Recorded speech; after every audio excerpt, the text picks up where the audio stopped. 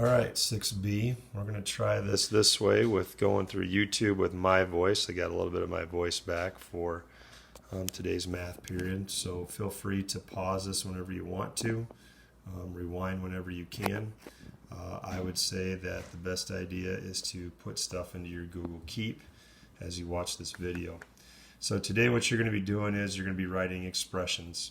And an expression is simply a math problem where it has a variable, which is a letter or more than one letter. You have a constant, which are a number or maybe numbers, and then one or more signs like this. And you need to pay attention to what your phrasing is saying as you write out these expressions. Now you're going to have to forgive me a little bit. I might have to put this iPad down every now and then, but these are the keys to what you should have when writing your math problem. So the cheat sheet for this, and you'll have one sent to you on Google Keep, is that number one, you need to make sure that you know your PEMDAS rules. So you have a cheat sheet on that from last week. I'll show you some examples here as I go along. But these 4 steps should help you write out your expression or math problem correctly. So number one, you're going to find keywords for signs. Keywords are on that cheat sheet. For instance, you might have the word difference, and that would mean subtract. Or you have the word product, and that would mean multiply. So after you find that, what you're going to do is place your signs into, or you're going to start your expression on your piece of paper or your scratch paper, whatever. So there'll probably be more than one sign. So you're going to start off by doing that, by putting your signs into your problem, and I'll go through that as I do these sheets. The next thing you will do is after your signs are placed, you're going to take numbers, which could be a letter, could be a number itself, and start putting it into the expression according to what the phrase is telling you. And then after you're done, you need to make sure that your expression is doing what the phrase says. So here's what that means. This is something that you will do possibly on a math assignment or a quiz. So the phrase is telling you we have to find the sum of h and 7. Now remember, we're not solving anything. We're just writing out a math problem. So my keywords I see, and you have to forgive me, is the word sum. So when I look to my cheat sheet, and some of you probably don't have to do this, when I hear or see sum, I think of an addition problem. So I'm going to put a plus sign. That's the second step in my expression. And here is my variable, which is my letter. Here is my number, which is my constant. So I'm simply going to write h plus 7. And remember that your expressions have no equal signs, so that's all it is. Now the nice thing about an addition problem, and hopefully you'll agree with me, is that when I have an addition problem, the order of my numbers does not matter. So I could have 7 plus h as well. And again, we're not solving anything, we're just writing out a math problem with no equal sign. So again, I got my signs, I got my variables, and I got my constant, and we're done. That's what the sum of h and 7 looks like. Another problem could be something like this, where you have the quotient of g and 9. So I'm looking for keywords, and from my cheat sheet of my Google Keep, I see the word quotient, and I have my variable, and I have my constant. So when I see quotient, I go to my cheat sheet, and I know quotient is going to be a division problem. So I'm going to write out a division sign.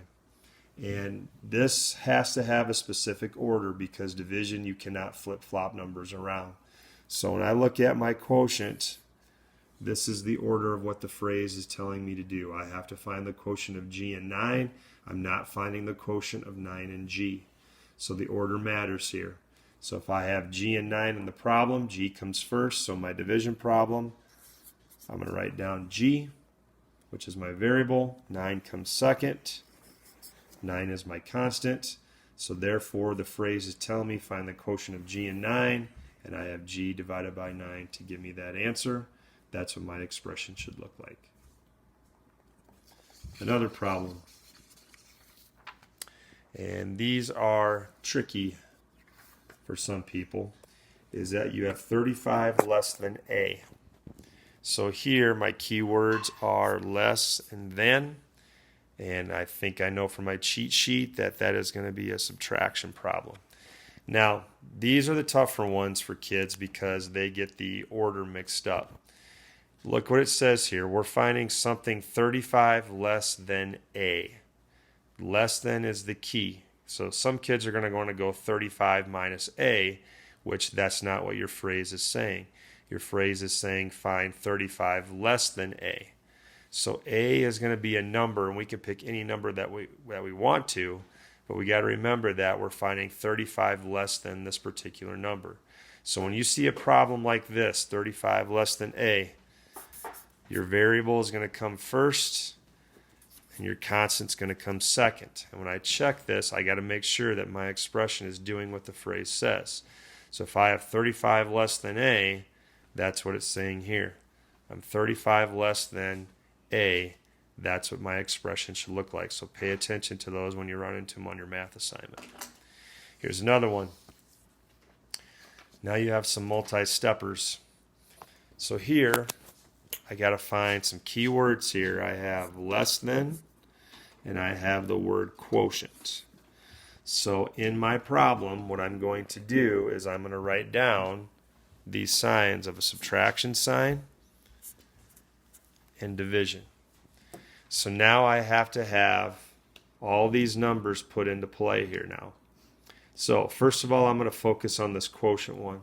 So the quotient, the division problem, here's my variable, here's my constant. So the order matters. So I'm going to have C divided by 2. Now, just like on the previous problem, when you have less than, notice it says we have to find 9 less than this quotient. The order matters here. 9 less than this quotient. So this would be the division problem, which I am going to get a quotient, but notice it says that we got to get a number 9 less than that. So I know I have my subtraction sign already written here, but since it says 9 less than that quotient, I'm going to have to take my sign and put it over here. And then quite simply what I have left is the number 9. So C and 2 have been used for the division problem. I got my subtraction problem, and here's a 9. So let's see if this is doing what the phrase says to do. 9 less than the quotient of C and 2. So according to PEMDAS, I do division first. C divided by 2, which is what I have, and now I have 9 less than that. My expression is telling, or is the same as what the phrase is telling me to do. So C divided by 2 minus 9 would be my answer. Okay, so pay attention to those. These less than problems get a lot of kids. Focus on what the phrasing is telling you. Okay, last one. Now this is where PEMDAS really comes into play. I have my keywords. I have times, and I have the word sum. So I know a times would be a multiplication sign, and I know sum is going to be an addition sign. So now I have 5 times the sum of B and 3.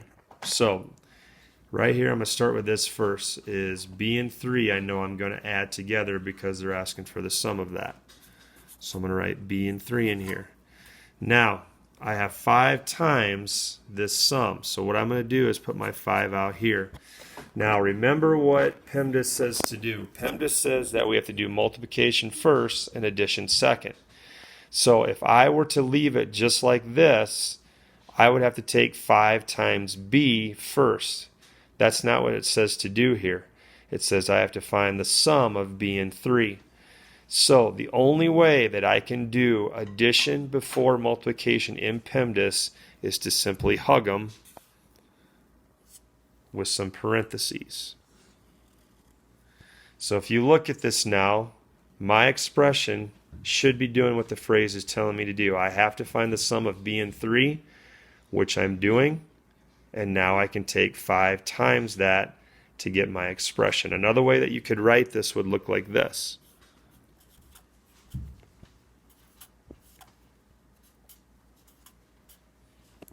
And I still get the same result.